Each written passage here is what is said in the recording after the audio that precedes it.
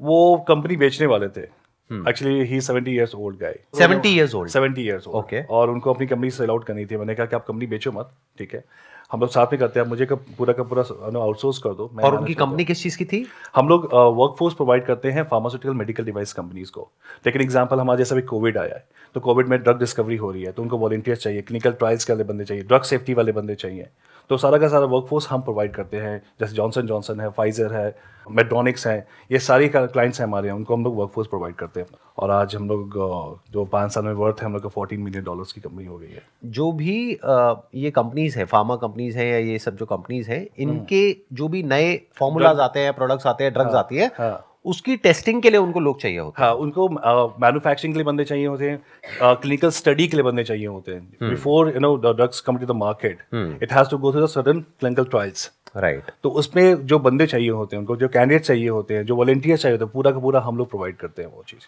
तो आप लोग उनको अभी फिलहाल इंडिया में प्रोवाइड कर रहे हैं, राइट? नहीं, मैं इंडिया से यूएस में ही प्रोवाइड कर रहा हूँ उनको। मतलब हमारी टीम बैठती है इंडिया में, हमारे पास ऑलमोस्ट 5000 लोगों का डेटाबेस है वहाँ पे, जहाँ पे डॉक्टर्स भी हैं, केमिस्ट भी हैं, मैन्युफैक्चरिंग इंजीनियर्स भी हैं। तो यहाँ से टीम उनसे कोऑर्डिनेट करती है कि कुछ प्रोजेक्ट्स उनको प्लेस करना है। सपोज हमारे पास 5 प्रोजेक्ट्स आ गए, राइट। और हमारे पास 5 बंदे हैं, तो उनसे बात करना, उनको समझाना कि ये प्रोजेक्ट्स में ये हमारा ड्रग डिस्कवरी चल रही है, आप यहाँ पे इंटरेस्टेड हो यहाँ पे जाने के लिए, तो वहाँ पे उनको प्लेस करते हैं, वहाँ जाते हैं, उनका इंटरव्यू होता है, फिर they start the process. Same जो आप बिजनेस मॉडल बता रहे हैं, उसको क्या कोई भी आसानी से रेप्लिकेट कर सकता है या फिर उसमें कहीं पे कुछ मुश्किल आने वाली है? थोड़ा सा प्रॉब्लम ये आ सकती है, उनको यूएस एफडीए गाइडलाइन का जो प्रोटोकॉल्स है वो फॉलो करना पड़ेगा बहुत ज़्यादा। उसकी नॉलेज बहुत अच्छी होनी चाहिए, because when you talk to the any candidates in US, you have to have that business language, कि किस बिजनेस में बात करनी है उनसे, क्योंकि आप सिंपली उनसे नहीं बात कर पाओगे।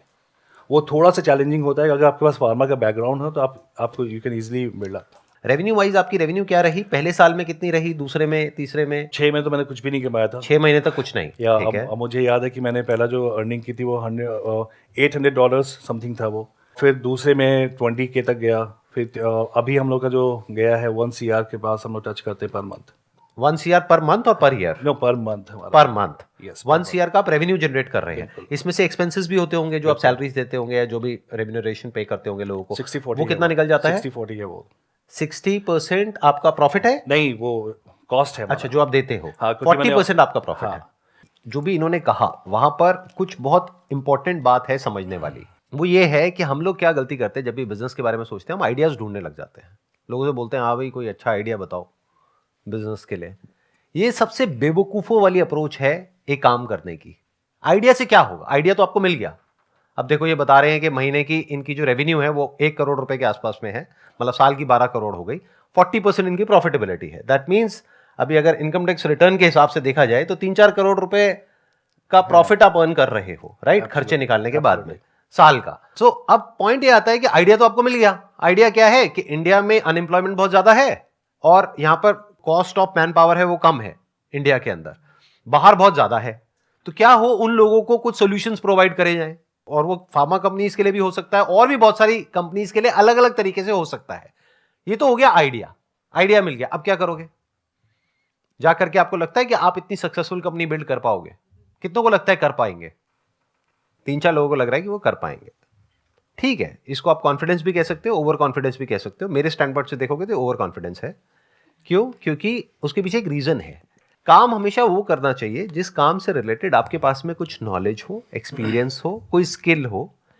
ये जो सक्सेसफुल हो पाए इस इंडस्ट्री में, वो इस वजह से हो पाए क्योंकि इनके पास में यूएस में ऐसी कंपनीज में काम करने का 3-4 साल का एक्सपीरियंस था। तो इन्होंने अपनी लाइन से रिलेटेड काम किया। ये नहीं कि कोई बिजनेस आइडिया सर्च किया। इन्होंने मेरा जो बिजनेस है उसके कंपटीशन में एक वेबसाइट लॉन्च नहीं करी। वो करते तो there is a strong possibility 99.99% के फेल हो जाते। क्योंकि और बहुतों ने किया और वो फेल हो गए। क्योंकि एक बैकग्राउंड होता है, जिस बैकग्राउंड से आप पहले चीजों को समझते हैं फिर काम करते हैं। आइडिया की कोई वैल्यू नहीं है गाइस। आइडिया की कोई वैल्यू नहीं, एग्जीक्यूशन की बहुत वैल्यू है। आपको इकोसिस्टम समझना पड़ेगा कि जो कोई भी आइडिया आप रन कर रहे हो उसका इकोसिस्टम कैसे काम करता है। आप कोई भी कंपनी स्टार्ट करना चाहते हो, उसके जो कंप्लाइंसेस है बहुत इंपॉर्टेंट है। आपको नहीं पता उसकी गवर्निंग बॉडी जो है, गवर्निंग बॉडी ना, जो गवर्नमेंट का जो उसमें इन्वॉल्वमेंट है वो कितना ज़्यादा है। आप ये बिजनेस स्टार्ट करोगे, पता चला आप 3-4 दिन में आपके पास गवर्नमेंट आके खड़ी होगी कि आपने ये कंप्लाइंसेस फॉलो नहीं किया, वो काम आपकी कंपनी शट डाउन हो जाएगी। तो अगर ये समझना है ना कि मुझे क्या काम करना चाहिए, तो अपने बैकग्राउंड को देखो, अपनी पास्ट लाइफ को देखो। वहां से आपको समझ में आएगा कि ऐसा क्या है आपके पास में जो कि वैल्यूएबल हो सकता है किसी और के लिए। अभी आप प्राइमरीली यूएस में ही कर रहे हैं या और भी कंट्रीज में कर रहे हैं? अभी मैंने यूएस में ही कर रहा हूँ। अभी बहुत मतलब इसे like deep question is the spectrum of the business is very large. तो मैं कोशिश कर रहा हूँ कि इसे और पेनिट्रेट करने का। बट हम लोग यूके में भी जा रहे हैं, क्योंकि हमारे जो क्लाइंट्स हैं वो यूके में भी उनका प्रेजेंस है, तो हम लोग यूके में भी ट्राई कर रहे हैं अभी। तो अब आप में से कोई अगर कोई क्वेश्चन पूछना चाहते हैं बिजनेस से रिलेटेड, स्टार्टअप एंटरप्रेन्योरशिप से रिलेटेड इनसे, तो आप पूछ सकते हैं।